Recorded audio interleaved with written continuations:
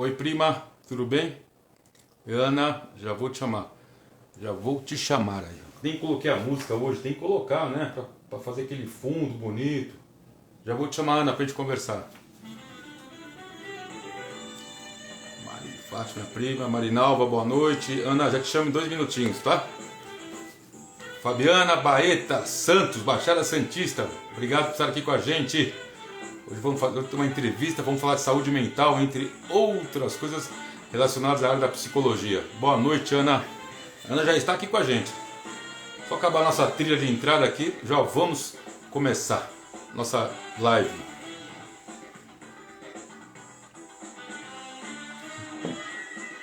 Vamos lá? Pode ir, produção? Pode? Então vamos lá, chamar a minha entrevistada.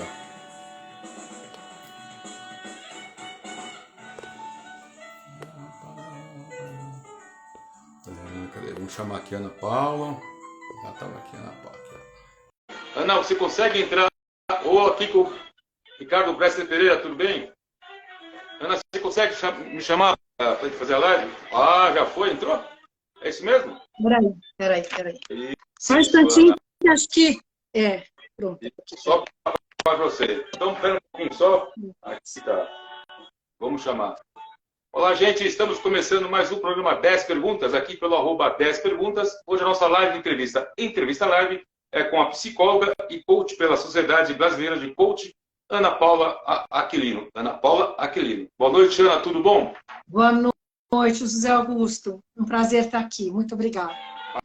A gente que agradece, né? Segunda-feira, às 21 horas, cansada no final de semana, mas vamos falar de um muito importante que tem dado a psicologia, no qual você com certeza vai poder abrilhantar ainda mais o nosso programa. Já falamos sobre alguma coisa sobre saúde mental uns 20 dias atrás, foi muito bem, e quisemos trazer novamente esse assunto porque é super importante estarmos falando sempre desses assuntos ligados à saúde mental, psicologia, entre outros que eu sei que você vai falar aqui para a gente. Mas antes de começarmos as 10 perguntas, eu gostaria que você pudesse falar um pouco da sua formação. Então, além da graduação, né, em psicologia, que a gente faz, é uma faculdade de 5 anos, né, e que eu sempre tive em mente essa formação desde pequena, é uma certeza, né, às vezes a gente tem gente que tem mais dúvidas, e eu tinha essa certeza. Então, além da graduação que a gente inicia, são 5 anos, é uma formação constante, porque você tem que, né, escolher linhas e tudo mais, e fazer especializações, além da prática toda que pede, né? E eu passei muito tempo, eu me casei, tive filhos, passei muito tempo só com a graduação, trabalhando um pouco, e de uns 10, 15 anos para cá é que eu comecei a investir, então eu tenho a certificação como coach, life coach, coach de transição, tenho algumas especializações na área de desenvolvimento, algumas certificações em ferramentas, né? Então, assessments ligado à psicologia positiva, então, de autoestima, de felicidade, né? Enfim, são ferramentas de desenvolvimento aí que vão muito ao encontro da minha visão de mundo, minha visão de ser humano, né? Fiquei muito tempo sem escolher, muitos anos mesmo, sem escolher uma linha específica, porque todas me traziam informações, mas, sob o meu ponto de vista, encaixavam o ser humano naquela visão, né, daquela linha específica, uma psicanálise, uma análise junguiana, uma análise comportamental, uma terapia comportamental, e limitava, era muito reducionista para mim. E eu, há bem pouco tempo, encontrei a logoterapia, que é mais ampla, é existencial, é fenomenológica. Então, hoje eu digo, eu sou uma psicóloga que atua na linha da logoterapia, que é a análise existencial. Sim, mas tudo bem. Quando é que você se sentiu, hoje eu sou uma psicóloga? Nossa, bom, eu tinha essa certeza desde sempre, quando eu era pequena, que eu nem sabia direito o que era o que eu queria fazer, né?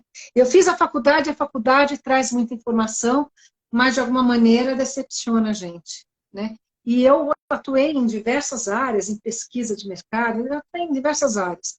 Quando eu comecei a ver, numa empresa que eu trabalhei de desenvolvimento, que tudo que eu fazia, fosse na área do desenvolvimento da pessoa, em função de um treinamento que ela recebeu por causa da empresa e do setor que ela, né, eu percebia que eu estava aí lidando com a relevância pessoal de cada pessoa. Eu descobri que o meu propósito é ajudar as pessoas a encontrarem a sua relevância no mundo. Então, independente de ser uma terapia, de ser um coaching de acompanhamento, de treinamento, de estar na frente, né, num palco, dando treinamento ou fazendo uma palestra, eu estava sempre voltada para aquilo. Isso me fala que eu sou uma psicóloga. Aí sim. Né? Mas eu demorei um pouco, porque eu fiquei, né, sendo jogada nas linhas, assim, numa exigência que a profissão tem, né? E eu não encontrava, já depois de 20 anos de atuação, e eu ainda falava, mas meu Deus, tem coisas aí que eu não...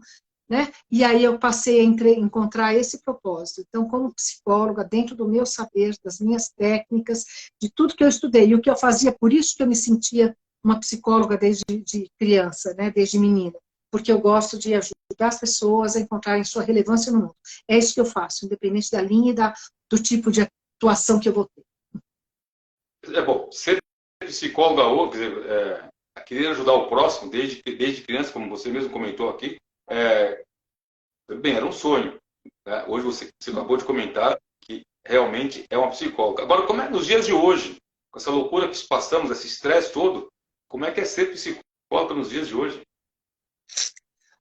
Olha, ser psicóloga nos dias de hoje, com tudo que veio, realmente veio da pandemia, e as pessoas entrando numa angústia muito grande, na depressão e tudo mais, eu acredito que ser psicólogo hoje é enxergar o ser humano com uma crença de que ele pode encontrar um sentido para a vida.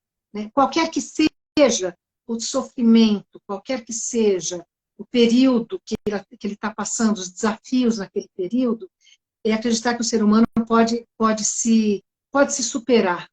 Né? É acreditar na natureza humana. Eu sei que isso às vezes fica muito otimista, né? Com a situação que a gente tem, com tudo que está acontecendo no mundo, guerra, política, seja qual for o lado, enfim, seja qual a localidade, e a natureza reagindo de uma maneira muito intensa, né? Então, eu não estou passando por guerras, mas eu estou passando por terremoto, eu estou passando por uma política que não me deixa viver, ou, enfim, o que quer que seja, né? Eu creio que ser psicólogo hoje é justamente levar essa visão de que, seja o que quer que eu esteja passando, eu tenho a liberdade de escolher como eu vou lidar com isso. Eu posso estar numa prisão, eu posso estar no terremoto, eu posso estar numa guerra. E a minha grande liberdade é escolher como eu vou atuar, como eu vou enxergar isso e como eu vou reagir a isso. Então, é acreditar no ser humano, que o ser humano vai conseguir enxergar. Claro que não é a psicologia sozinha que vai fazer isso, são atuações ativas, né, de pessoas, de grupos e tudo mais, mas ser um psicólogo é olhar para o ser humano e falar, ele tem condições de enxergar as coisas de uma maneira diferente, de se superar nisso, porque é temporário, e vai acontecer mais alguma coisa depois. Essa visão eu acho indispensável, senão aprisiona o ser humano. É uma coisa mais ou menos assim. Eu estou com o WhatsApp aqui do lado aberto e minha produtora falou, Augusto, eu acho que o áudio dela está um pouco baixo. Faz de novo essa pergunta sobre falar sobre visão. Qual é a visão, né, de ser humano que você cita? Duas vezes você falou sobre ser humano. Acho que está um pouco baixo. Ela pediu para se eu pudesse falar novamente sobre. Ok. A visão de ser humano, a minha visão de ser humano hoje é exatamente essa de que as pessoas têm a liberdade de escolher um sentido para aquilo que elas estão passando. Qualquer que seja o desafio. A grande liberdade específica do ser humano é escolher como eu vou reagir a isso. Seja uma prisão, seja uma guerra, seja um terremoto, seja, enfim, qualquer que seja a questão mais individual que essa pessoa está fazendo, ela tem individualmente o poder de escolha. E eu vou complementar, esse é uma característica humana. Nenhum outro ser vivo na Terra tem a possibilidade de escolher como eu vou reagir àquilo que eu estou passando. E se as coisas se repetem, eu não preciso repetir a minha maneira de reagir. Eu posso evoluir nisso e me superar cada vez mais. Essa é a crença que eu tenho a respeito do ser humano hoje. O ser humano... Superação. Desculpa. Não, falar a superação nesse sentido, a escolha de como eu vou reagir a isso que está se propondo a mim. Entendi. Bom, você trabalha hoje em diversas áreas, diversas frentes, né?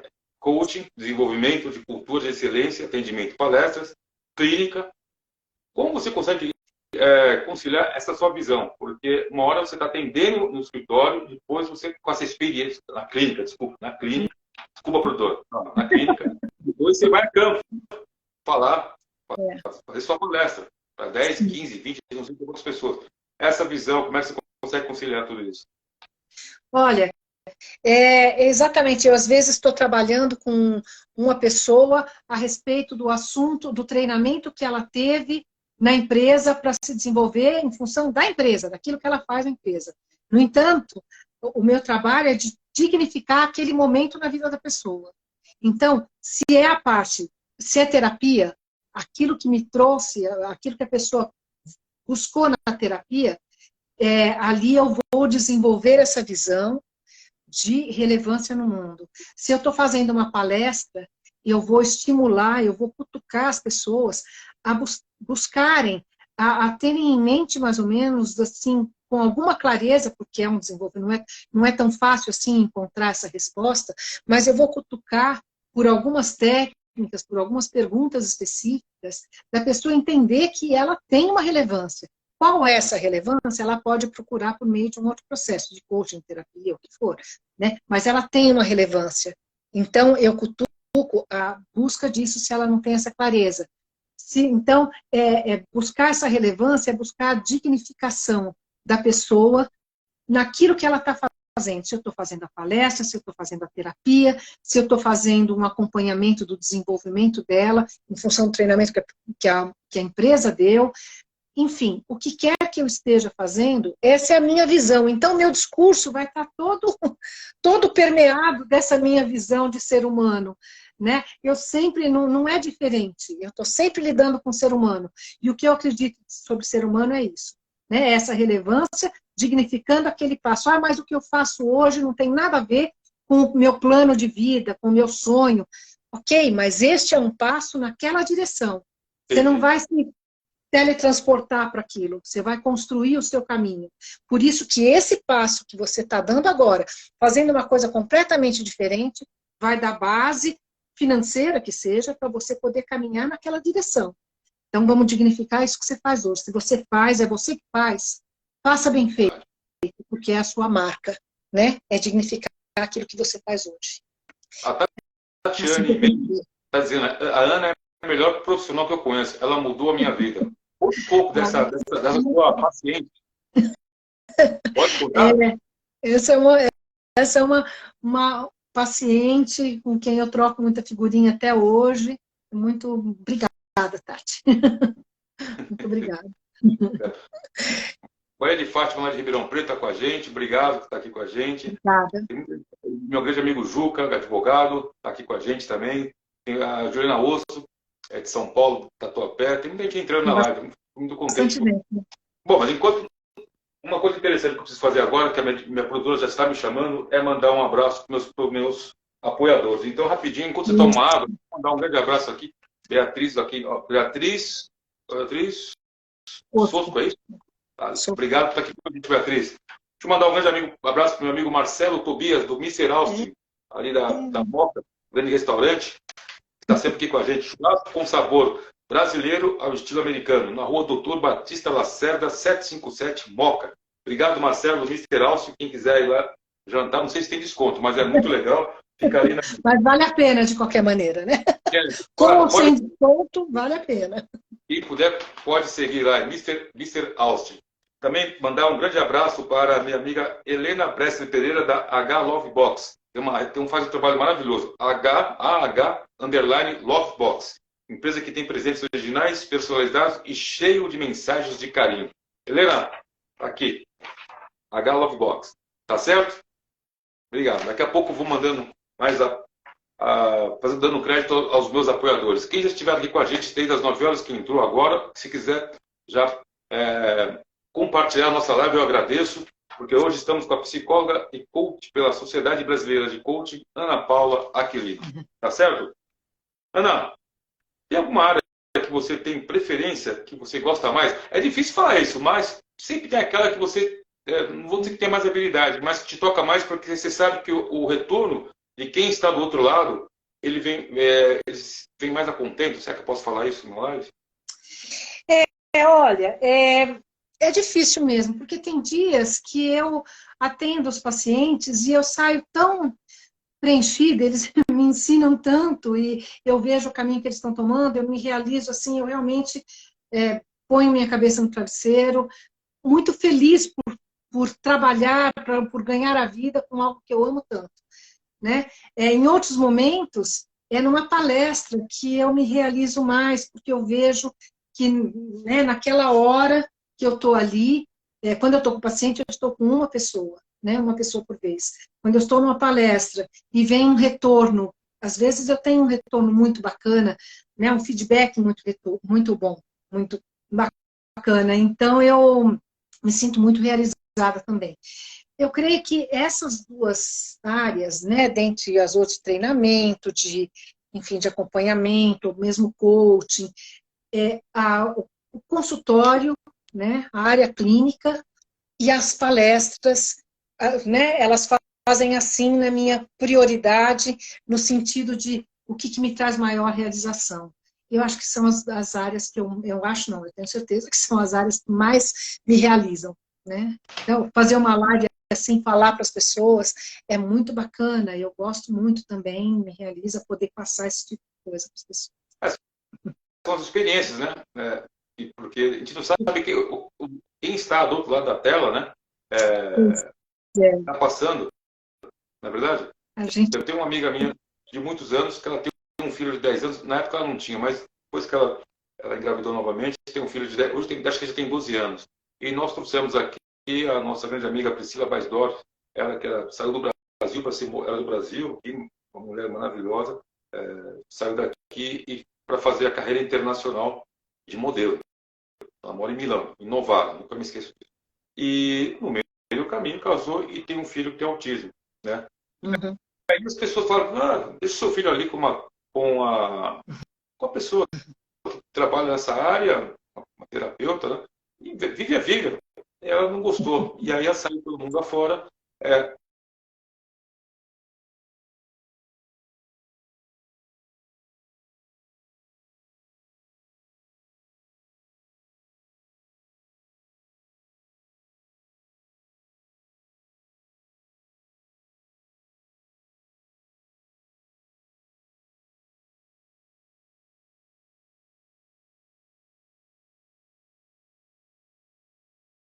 Eu nunca escutei aqui no Brasil. Bom, então é legal, porque a gente passa esses assuntos, as experiências que a gente traz, e você, entre outros, que por aqui passam, das pessoas que passaram aqui durante esses 2 anos, é trazer essa experiência, né? Porque às vezes a gente sabe que você faz um bom trabalho, você foi indicado. Só que não, tem pessoas que seguem o 10 perguntas e não conhecem. Hoje estão conhecendo Ana Paula Aquilino, desculpe. Profunda gratidão pelo convite. Profunda gratidão pelo convite, por isso mesmo. Esses são 10 perguntas, né? Das palestras que você dá, quais são os temas que hoje despertam mais interesses? Eu sei que é saúde mental, mas... Sim, então, olha, eu tenho 2 temas, eu desenvolvo alguns temas, mas tem 2 temas em especial que geralmente as pessoas gostam demais. Eu sei que tem um impacto pessoal para elas. Então, eu gosto muito de falar sobre inteligência emocional, mas eu falo sobre inteligência emocional para a vida. Por que eu coloco isso? Porque quando a gente fala de inteligência emocional, geralmente está ligado à liderança, ao melhorar o desempenho, trabalho em equipe, enfim. E eu montei uma palestra e um mini curso de 4 quatro módulos aí, para falar sobre inteligência emocional para a pessoa comum, que não precisa estar num ambiente de trabalho competitivo, que não precisa ser um líder, que não precisa ser, né? Inteligência emocional para a mãe, para a dona de casa, para o pai, né? Para o filho, para pessoas em geral, por isso inteligência emocional para a vida. Eu enxugo o assunto, hoje são 4 áreas com 21 competências aí desenvolvidas, eu faço 3 áreas com 8 competências específicas, e cada vez que eu faço essa palestra, ou eu ministro esse curso mais completo, eu mexo com a vida das pessoas. O feedback que eu dou é muito bacana. Esse é um dos temas que eu gosto muito de desenvolver. Eu sei que eu provoco reflexões importantes, profundas, que podem levar a alguma mudança aí, né? E o outro tema que as pessoas adoram quando eu falo é ressignificando o nosso submundo emocional, que fala dos 7 pecados capitais. São emoções, né? Cada pecado capital é uma emoção condenada culturalmente, né? A gula, a avareza, enfim. Mas são emoções características do ser humano. Todos nós temos de alguma maneira. E eu amplio a definição de cada um deles, coloco a energia como se fossem energias que estão dentro da gente. Então eu vou para a energia contrária, né? Porque esse excesso, a avareza é o excesso de uma determinada forma de sentir o mundo, enxergar o mundo e agir no mundo. Tem o contrário, que é, enfim, a generosidade excessiva, que também não leva a nada, tal, tem por trás uma outra coisa, e um equilíbrio aí. Então, eu vou desmistificando cada um deles, na aceitação dessas emoções e desses sentimentos, né? E a melhor forma de utilizá-los, porque eles não vão deixar de ser, nós não vamos deixar de ser seres humanos, né? E os seres humanos têm esses sentimentos, em alguns momentos vai ter, a gente pode evoluir, e tendo cada vez menos, né? Evoluir assim, pessoalmente, sentir menos aquelas coisas, mas eles vão estar sempre com a gente. Então, já que eu vou sentir isso, como é que eu vou sentir, como é que eu vou agir quando eu me sentir assim? Tem que identificar.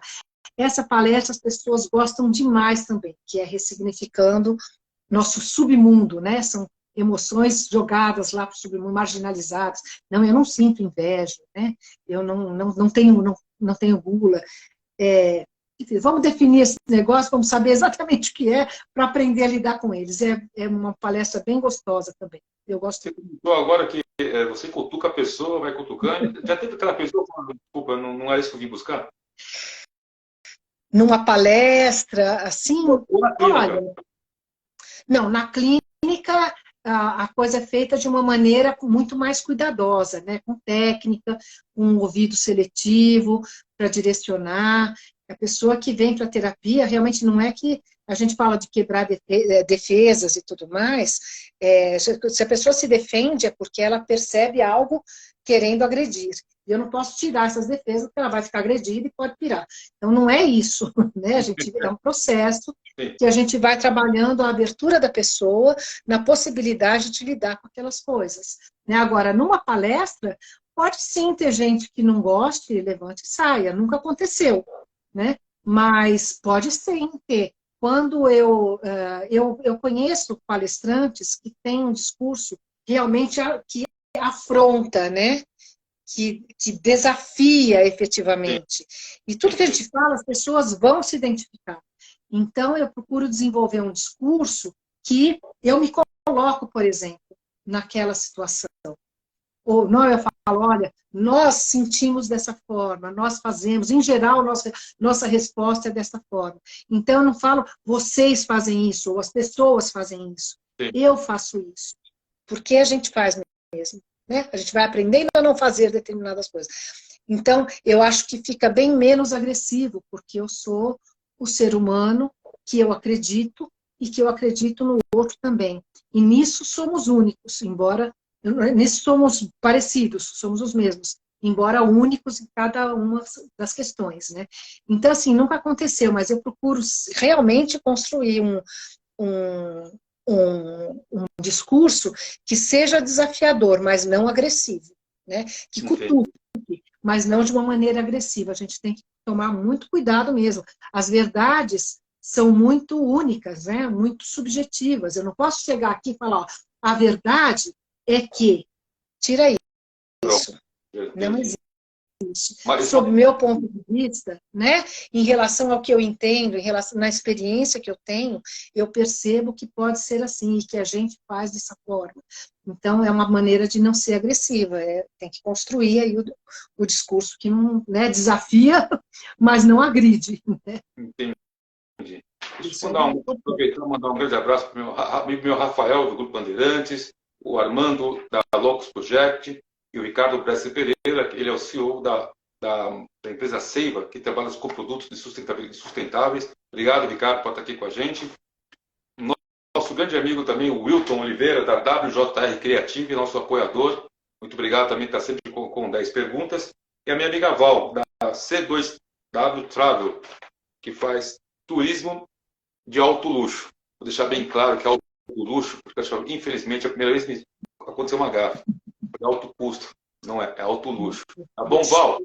Desculpa, mas sabe que a nossa amizade é muito tempo. C2W Travel, tá bom? Também, quem quiser viajar, turismo, pode falar com a Val, que você escutou, é o nome da empresa dela, no apoio aqui ao programa 10 Perguntas.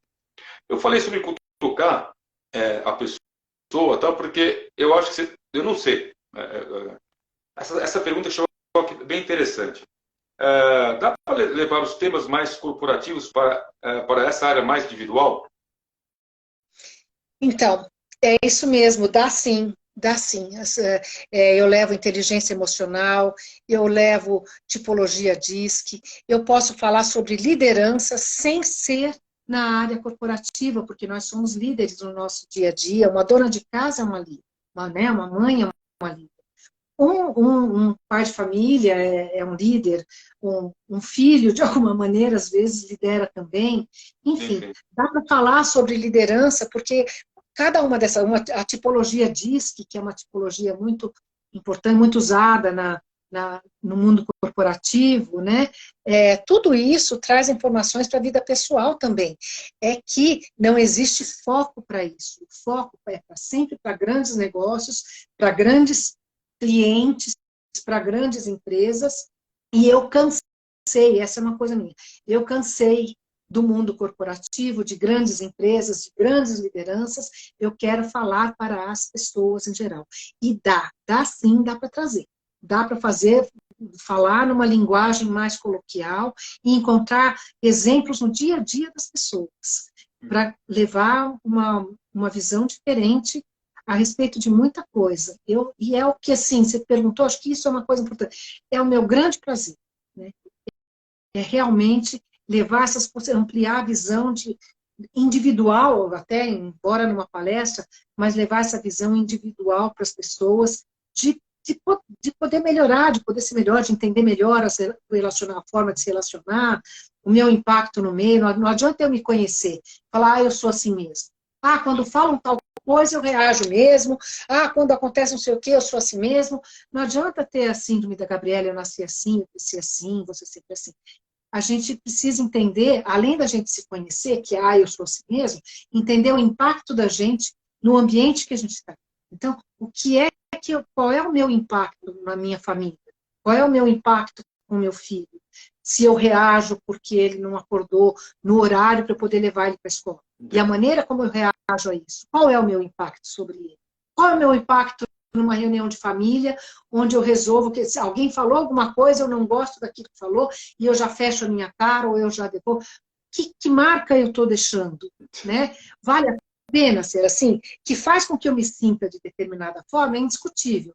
Mas como é que eu vou expor e trabalhar o meu emocional no meu dia a dia para que eu viva melhor e para que o meu impacto seja um impacto positivo sobre as pessoas e sobre os ambientes. Não precisa ser negativo.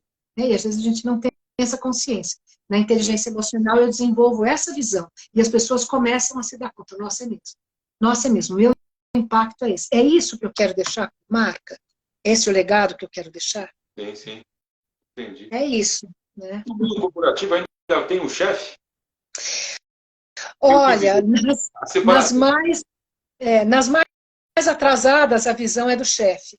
Atualmente, o que se pretende é a liderança. E líder é seguido. Então, o líder não precisa nem ser especialista naquilo que a equipe produz, né, de alguma forma. O líder precisa aprender a lidar com as pessoas que vão produzir. Os especialistas estão na equipe. O líder é especialista em pessoas, para conseguir uma produtividade mais bacana, né? Líder é aquele que tem seguidores. Sim. Líder é aquele que dá o exemplo, é aquele que eu gosto de saber o que ele vai achar e qual é a visão dele a respeito daquilo que está acontecendo, a respeito daquilo que eu estou produzindo. Eu gosto de saber. E o que ele me traz, mesmo que seja contrário ao que eu esteja fazendo, mesmo com uma crítica, vem com uma crítica construtiva, vem com um estímulo a melhorar, não apontando o erro, tem que fazer assim e tem que ir mais rápido. Então, atualmente, o que se quer são líderes e não chefes. Mas, ainda, infelizmente, ainda existem os chefes. Eu fiz a pergunta porque eu fiz administração e eu lembro que a gente, né, na época de recursos humanos, na área de recursos humanos, a gente escutava, existe uma grande diferença. Isso era passado já, quando você entrava numa empresa, já passava aquele filme da empresa, né? Olha como é que é a empresa e tal, e lá tinha uma diferença, sempre que eles deixavam bem claro pra gente. O chefe e o líder. O chefe é o que cobra, o líder é aquele que te ensina a chegar no resultado. Exato. Essa frase, te ensina a chegar no resultado, dentro do varejo, exatamente. Não tem fora que o chefe manda fazer. Você faz enquanto o chefe está ali. A hora que ele vira as costas, você faz, vou fazer do meu jeito, ou vou fazer no meu ritmo. Né? O líder que está fazendo junto. Né? Mas é isso. Ainda existe, infelizmente. Para você que está chegando agora aqui na nossa live, eu sou o José Augusto Arruda, hoje entrevistando aqui dentro do 10 Perguntas, a psicóloga e coach pela Sociedade Brasileira de Coach, Ana Paula Aquilino. Gente, sempre no meio dos programas eu preciso continuar dando crédito aos meus apoiadores. Mandar um grande abraço para o Rodrigo Bresser Pereira e a Patrícia Magaldi, da Bresser A7.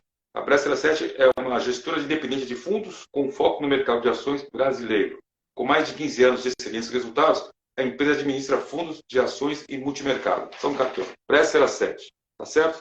Quem está com dinheirinho aí sobrando, quiser entrar no mundo de ações, no mercado de ações, pode procurar a Bresser A7, falar com o Rodrigo ou com a Patrícia. Olha, tá chegando muitas perguntas aqui, eu estou tentando administrar, porque senão... mas tá gostoso. O tema de inclusão, PCDS, parece ter destaque na sua atuação e é bem atual. O que você quer dizer sobre isso?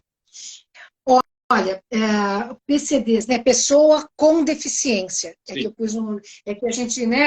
PCDs, né? Que a gente fala pessoas com deficiência, né?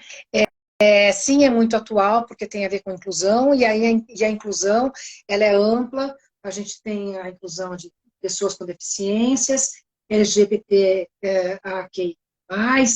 tem a questão racial, tem a questão religiosa, tem uma questão, enfim, inclusão é um tema realmente muito atual. Não dá para a gente falar de tudo ao mesmo tempo para todos, né? Sim. Então, a minha opção foi falar sobre pessoas com deficiência.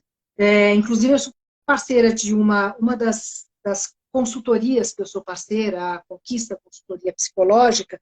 A gente tem um foco em pessoas com deficiência, porque a própria CEO, a própria consultora principal ali, ela tem uma deficiência física, que pega o quadril, então ela anda com muletas, e eu tenho uma filha com uma deficiência intelectual leve, então tem todo um histórico aí, e a gente percebe que o mundo não está preparado, mas o que não está preparado por quê? Porque não tem muita informação.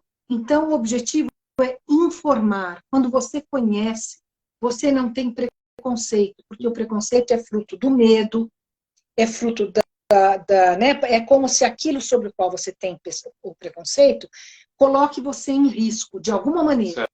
Então, você tem o preconceito racial, porque pode se sobrepor a você, de alguma maneira.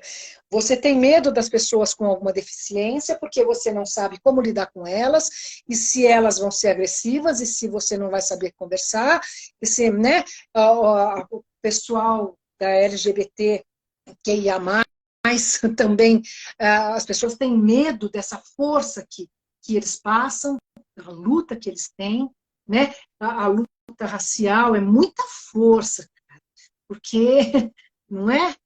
É muita, haja força para lidar com tudo isso. Então, a gente escolheu essa área das pessoas com deficiência e é uma, assim, a gente percebe que com pouquíssimas itens de acessibilidade disponíveis nos centros urbanos, eu vou falar aqui de São Paulo, porque é o que eu conheço melhor, e algumas cidades do interior aqui do estado, né? Mas um pouco que tem no chão aquela marca para as pessoas né, aquela caminho que tem um relevo e tem uma cor mais viva, dependendo do grau de visão da pessoa, né? Ou os telefones, de alguma maneira, a entrada nos elevadores, ter o som, e ter a linguagem, a Libras ali, né, do lado. Pouquíssimos, alguns ônibus que tem aquela coisa mais baixa, piso mais baixo, para poder entrar uma cadeira de rodas, alguém com as muletas, enfim. Poucos itens de acessibilidade na arquitetura, acessibilidade arquitetônica, né, facilitaram a vida de pessoas com deficiência, e hoje em dia nós temos em faculdades, né, fazendo pós-graduação, as pessoas se superam, vão lá, pega ônibus, anda pelas ruas com uma muleta que não é fácil andar pelas ruas, né? Com isso, uma cadeira de rodas. O pessoal está se graduando, se pós-graduando, estão se tornando profissionais tão bons quanto quaisquer outros, que tenham a unha do dedão encravada e não uma deficiência no quadril, né? Mas tem lá uma unha encravada. Percebe, assim, vem deixando de ser um obstáculo tão grande, embora ainda haja muita coisa. A gente passos de formiguinha nesses itens de acessibilidade arquitetônica, e nós temos hoje pessoas com deficiência que se sustentam, que têm o próprio carro, que trabalham, que dão aula, que têm uma formação de PhD, né? Então, essas pessoas, com o mínimo de acessibilidade, se tornam cidadãos que pagam seus impostos, que têm deveres, e que os direitos não estão sendo seguidos aí, né? Respeitados de alguma forma. Né? Isso com o mínimo. Imagina se a gente tem mais informação. Então, o objetivo é levar informação a respeito de cada uma dessas deficiências. O que é inclusão? Não é uma rampa, não é um elevador, não é só isso. A principal acessibilidade é atitudinal. É a minha aceitação, né? De que as pessoas têm um aspecto que traz um desafio maior, mas elas não são deficientes como um todo. Sim. Podem fazer muita coisa, qualquer que seja o tipo de deficiência, a não ser que sejam múltiplas, e aí existe um impedimento muito maior. Mas quando se tem uma deficiência, muita coisa pode ser desenvolvida. Então, assim, se você encontrar uma pessoa que é cega, uma pessoa com uma deficiência física, às vezes as pessoas querem ajudar e ajudam de uma maneira diferente. O principal aí, a principal informação para passar é: você precisa de ajuda? Você quer ajuda? Se sim, como eu posso te ajudar? Porque não adianta nada eu chegar para um cego que está lá esperando abrir o jornal, o sinal, e falar: você quer que te ajude? Precisa que te ajude para atravessar? Ele pode até ajudar, pode até querer, de alguma forma. Mas eu não vou pegar no braço dele para levar. Isso pode tirar todo o referencial que ele tem. Então, posso te ajudar? Sim. Como? Ele vai pegar no seu braço e vai te acompanhar. Se você estiver andando muito depressa, ele vai falar: olha, anda um pouquinho mais devagar. Se tiver, você vai ajudar, né, uma pessoa com deficiência física. Né, quer ajuda? Como eu posso te ajudar? Se não, pode causar problemas muito ruins, muito graves, né? Essa é uma das principais informações que eu queria colocar nos outdoors das cidades, né, das avenidas. Quer ajuda? Como posso te ajudar? Eu vou aproveitar e vou mandar um grande abraço para Ana Lúcia Ciscato, ela que é professora da Companhia de Dança Lápis de Seda em Florianópolis, onde 70% dos alunos tem deficiência múltipla e intelectual. E ela, com a dança, ela quer reverter isso. Ela já teve aqui 2 vezes, até quero trazer ela de novo porque ela faz um trabalho maravilhoso e não é fácil. Foi aí que ela me falou sobre o governo queria abrir umas escolas especiais, quer dizer, a pessoa já está naquele mundo, você vai pegar e colocar tudo dentro de uma sala para continuar ficando no mesmo mundo? Gueto, né? Guetos. Oi? Sim. Guetos, são guetos. É. Não. E ela, na última vez que ela veio, ela comentou, a minha companhia abriu as Olimpíadas de Londres. Olha que maravilha! Parabéns para ela, nossa. Esses caras, a pessoa maravilhosa, dessa lápis de cera, a pessoa maravilhosa. Está aqui tocando, olha, não esquece de falar que ela vai ganhar um presente do nosso mais um apoiador, da Milagre, que faz incensos litúrgicos. Que demais. Obrigado, Maria. Obrigado, Renata. Deve estar chegando na sua casa uma caixinha com o incenso litúrgico. Maravilhosa. Gratidão, muito bom. Muito bom. Esse é o programa. O programa 10 perguntas é isso. Graças a Deus, por ajuda de muitos apoiadores, das pessoas que estão desde 2020 aqui acompanhando as lives. Não é fácil, a gente vem todos do interior pelejando, porque algumas pessoas olham, nossa, só 10 mil seguidores, qual o propósito? Eu sempre falo, talvez eu não tenha 1 milhão de seguidores, mas se pegar o conteúdo, né? É um trabalho que a minha produtora aqui, que ajuda a trazer pessoas como você e como outros que já se passaram, para dar a oportunidade de falar do que faz. E aí, não tem a dúvida que a gente tem que valorizar isso, sempre valorizar isso. E muito obrigado mais uma vez. Com certeza. Bom, essa pergunta é interessante. Em termos de saúde mental, sabemos que a depressão, a ansiedade, o pânico, o suicídio aumentaram muito, principalmente com a pandemia. Você percebe isso em seu consultório? Nós já falamos há poucos dias sobre isso, mas é sempre bom falar novamente, porque a gente tem visto algumas coisas chatas, né? Muito tristes, né? Muito tristes.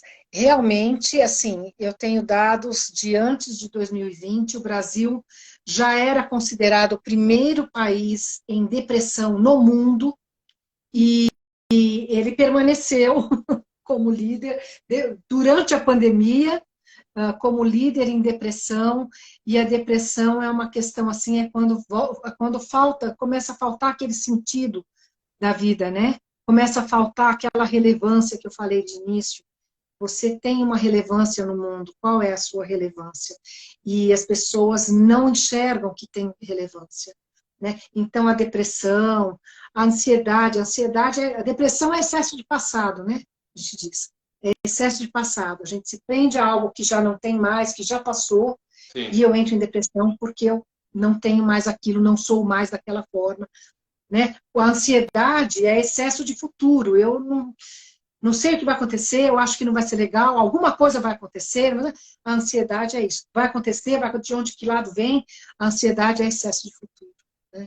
E a angústia é excesso de presente. Eu estou muito aqui, sem conseguir ver o meu passado, sem conseguir ver o meu futuro, e aqui eu estou fechado no meu mundo, no agora, sem perceber o todo, porque nós somos resultado de um passado, né? Da nossa história como um todo, em direção a algo no futuro.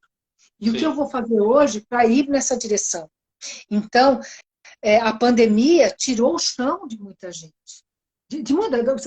Tirou a chão de todo mundo. É que algumas pessoas ficaram muito mais marcadas. Inclusive pelas perdas de pessoas queridas, né? Pelo medo do que podia acontecer. Aquele mundo que não tinha gente na rua. Meu Deus, aquele início foi terrível. Então, sim, né? Eu fazia a terapia sempre presencial no consultório, aí eu tive que fazer, todos os pacientes tiveram que migrar para essa opção online, né? Acharam que, não, acho que não vai ser, então vou parar, não sei o quê, mas não dava, era justamente continuamos, eu fazia terapia no meu quarto, porque era o único lugar que eu tinha que fechar a porta, e atrás de mim estava a minha cama, meu travesseiro, né?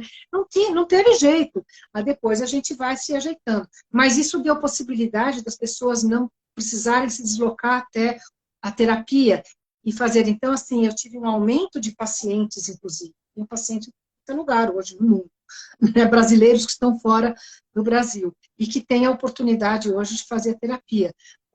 Então, sim, o pânico é a ansiedade, né, assim, muito mais levada a um excesso, embora a crise de pânico seja mais curta, a gente só não sabe quando ela vem. Então, a gente tem pânico do pânico, porque a gente se sente muito mal, acho que vai morrer, dura 10 minutos, puf, acabou. A hora que eu chego no pronto-socorro, eu não tenho mais. Só que eu nunca sei, não tenho um gatilho claro.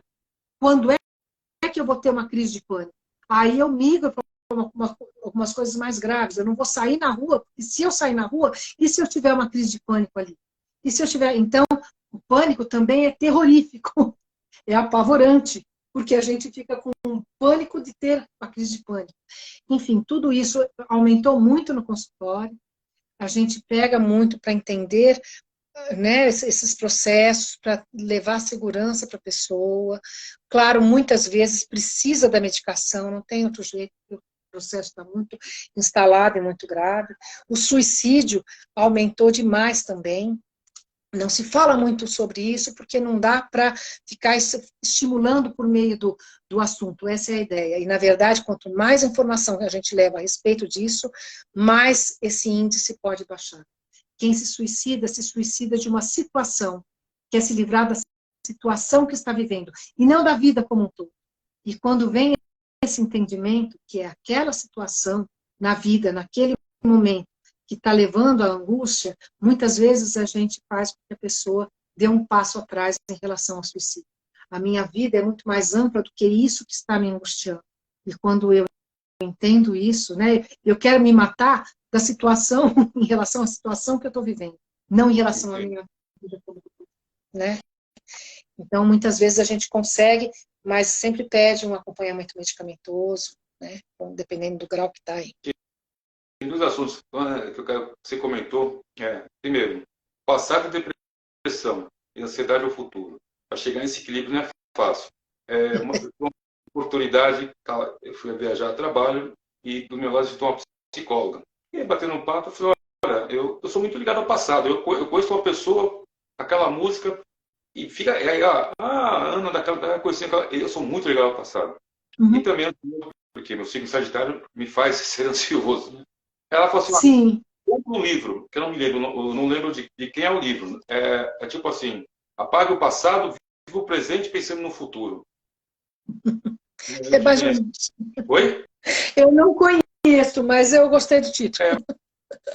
Então eu falei, eu não consigo, não cobrei não comprando um livro. Mas assim, sempre a gente se pega um pouco lembrando do passado, porque os dias de hoje... E veja, o passado não tem nada de mal você se prender. Você pode se prender a coisas positivas de uma forma positiva. Sim. Né? Depende, o excesso de passado é quando você se liga ao passado de uma maneira realmente prejudicial. Então, eu quero hoje aquilo que eu tive lá. Eu quero que seja como antes. Eu queria não ter mudado. Eu queria não ter crescido, eu queria não ter endiuvado, eu queria não ter me relacionado, queria não ter perdido. E não, você percebe assim, eu queria não ter esbrobo qualquer do passado, é o que me leva à doença de agora, porque não vai voltar. Não, nada será como antes. Amanhã.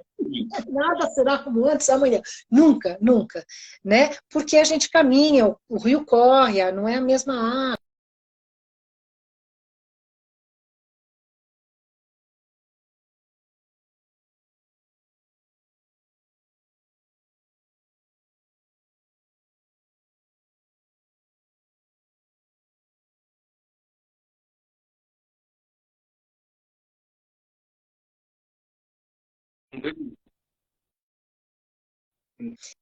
Então, não tem nada de mal com o passado. O que tem é a maneira como você lida com o passado. Eu vi que... será que todo mundo teve algum congelamento de imagem? Uma pequena travadinha. Você quer que eu repita o que eu falei? Não sei. Pode. Mas antes de repetir um pouquinho, deixa eu mandar um grande abraço para uma pessoa também maravilhosa que esteve aqui com a gente. É a Maria de Fátima Rezende Francisco. Ela também aqui com a gente, é psicóloga, mestre em Ciências da Saúde pela Unifesp. Ela também esteve aqui, ela é coordenadora da rede PC do Bem. Olha. Muito dar um grande abraço. Ela esteve aqui com a gente. O meu abraço também a ela, eu conheço. Ela esteve aqui com a gente.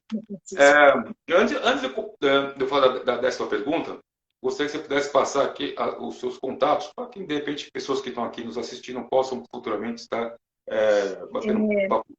Você quer que eu fale ou quer que eu coloque aqui? Não, pode falar. Tá bom. Vocês me encontram. O meu Instagram é @AnaPaulaAquilino, tudo junto. Né? E o meu, eu atendo as pessoas, o primeiro contato é pelo WhatsApp mesmo, é o 11 98426 7047. 11 98426 7047. Tá? Obrigada por essa oportunidade também. Esse assunto que você falou sobre pânico, né? Eu tenho um amigo meu que é músico, ele não sai de casa há 2 anos. Você comentou, vai passar rápido, mas são 2 anos. Não, passa rápido a crise mesmo, né? Quando você entra na crise. Mas ela volta, você não sabe quando que ela vai voltar. É por isso que há 2 anos que ele não sai de casa. Ele está se tratando? Eu tenho cobrado ele. Não, eu estou indo lá, eu estou indo ali, mas não estou sentindo muita firmeza. Ele é músico, né? Vive da música. Você tem que... Né? É demorado, são processos um pouco demorados mesmo. Não é fácil lidar com uma crise de ansiedade, com uma crise de pânico, com uma depressão. Não são questões fáceis mesmo. Não é de um dia para o outro que se sai de um processo como esse que a gente entra, porque ele vem sendo construído, até que algo efetiva aquilo na vida da gente, né? E realmente precisa, é indispensável, muitas vezes é indispensável a medicação, sim, e as pessoas não dormem, não, né? Então é extremamente necessária o acompanhamento de um psiquiatra com a medicação. Psiquiatra não é para louco, psiquiatra é quem tem um mal-estar, assim, que a parte química do corpo não está dando conta, né? E o acompanhamento por meio de psicoterapia, para poder progredir. Aí o remédio está deixando você, está amainando os seus sintomas mais intensos, né? As crises, por exemplo. A medicação vai amainando isso, e com isso você consegue fazer terapia e trabalhar as questões que desencadearam esse processo em você. Depois, aos poucos, a medicação vai sendo retirada, né? Não tem essa de, mas vai viciar. Não vai viciar, vai ter o tratamento enquanto tiver que ter. Às vezes significa, sim, um tratamento de 1 ano, 1 ano e meio, a 2. Enfim, não é um processo fácil de sair. Mas se não buscar ajuda, não vai sair nunca. Né? Aí fica muito difícil. Não resolve sozinho, não. Então, na outra vez que eu conversei com a Fátima, a Maria de Fátima, ela comentou sobre os serviços que eu comentei. Não, tudo bem, você dá terapia, é particular. O que vem fazendo no Estado em relação ao SUS? Tem alguma referência? Porque psicoterapia, terapia, psicanálise, até assusta. Eu sei. É assim mesmo. Mas, olha, eu sei que pelo SUS, os CAPs, né? Centro de Atendimento Psicossocial, que a gente tem pelos municípios aqui, pelo menos eu sei, em São Paulo, né? E no estado, alguns municípios. Os CAPs têm dado um suporte até que bem bacana, porque às vezes me procuram, eu não consigo atender no nível social, por uma questão de agenda, enfim, por um monte, eu não posso atender também só, né, no nível social aí. Então, muitas vezes eu faço um encaminhamento. Olha, para crianças, para adolescentes, para adultos. Tem tido, eu indiquei uma amiga minha, então era amiga, eu não podia fazer a terapia dela, né? E ela não tinha nenhuma condição. Ela foi no CAPS aqui da região, ela foi acolhida, ela ficou internada 2 semanas no hospital do SUS para tratar. Ela estava pensando em suicídio, estava muito angustiada, muito depressiva. Ela eu não sei agora o hospital para citar para você, mas ela se sentiu muito bem nesse lugar, ficou 2 semanas, saiu com as medicações que ela precisava, e ela fazia terapia em grupo, terapia individual e musicoterapia. Ela fazia 3 tipos de terapia oferecidos pelo CAPS, que é do SUS, do Centro de Atendimento Psicossocial. Ela ficou participando, além de ter a medicação que eles forneciam, né? E o acompanhamento psiquiátrico, porque se toma a medicação tem que ter o acompanhamento psiquiátrico para ver dosagem, para ver, enfim, como é que encaminha aí, para acompanhar, está dormindo? Precisa dormir, se não dorme, vai ficar agressivo, vai ficar irritadiço, vai ter dor de cabeça, vai ter, né, uma das principais coisas, precisa dormir, se não dorme, procura ajuda. Se você não consegue dormir, procure ajuda. Então, parece que tem sim no estado, o SUS está até com algumas ações bacanas. Eu não sei se isso é geral, Brasil, né? Mas aqui no estado de São Paulo, eu sei que tem locais muito bons, sim, muito bons. Maravilha. Eu vou repetir a nona pergunta e já vou emendar a 10ª, porque na hora que você estava comentando, deu um pequeno travou, né? Como nós temos aí mais 5, 6 minutos, acho que dá para a gente trabalhar bem. Eu falei, em termos de saúde mental, né? Sabemos da depressão, a ansiedade, o pânico, o suicídio aumentou muito, somente com a pandemia. Você percebe isso em seu consultório? Eu já quero emendar a 10ª pergunta. O que você tem a dizer em relação a isso para as pessoas em geral?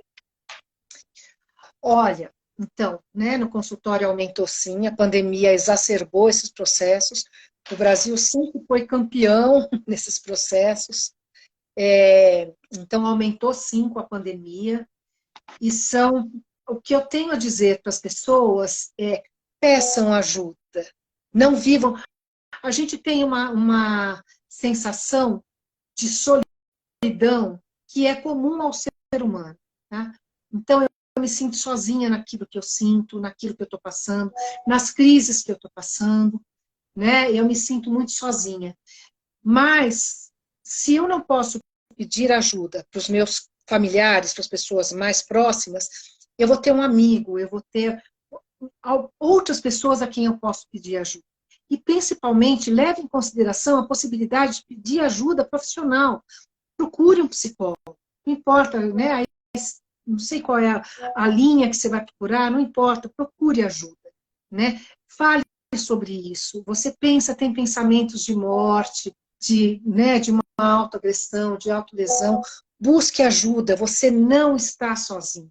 Por mais que você não encontre apoio, às vezes nos mais próximos, que às vezes não tem condições de entender uma coisa, né, esse tipo de coisa que você está sentindo, peça ajuda para um amigo, o amigo vai resolver? Não sei se o amigo vai resolver, mas ele pode te encaminhar para alguém, pode te dar essa certeza de que alguém vai te ajudar. Nós conseguimos ajudar as pessoas.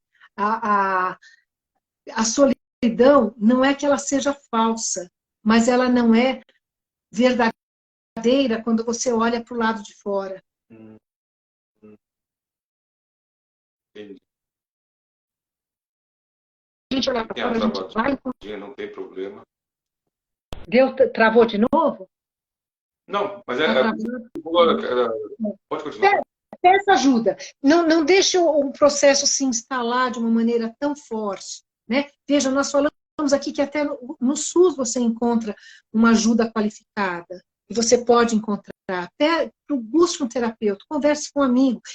O amigo não vai resolver, mas pode indicar um caminho aí, alguém que ele conheça, né? Peça ajuda. Você não está sozinho. Isso que eu quero deixar. Não está sozinho. Eu comecei há uns anos atrás, fiz terapia, mas quando me falavam, vai fazer terapia, eu falei, vou abrir minha vida para uma pessoa que eu não conheço. Ainda tem isso? Se você tiver uma dor de barriga, você vai ter vergonha de falar sobre isso com o médico, que é um especialista? Não, né? Não. Digamos que você tem até uma coisa mais assim, vou chutar aqui, digamos que você tem uma hemorroida, tá? Você vai no médico, você vai ter vai ficar com vergonha de falar, você foi lá para cuidar de porque incomoda. Você vai ter vergonha de falar sobre hemorroida com o médico é especialista e vai enxergar de uma outra forma. Isso é a falta de informação. Você não vai falar com um desconhecido, você vai falar com um especialista, que vai acolher. Né? Sim. É isso.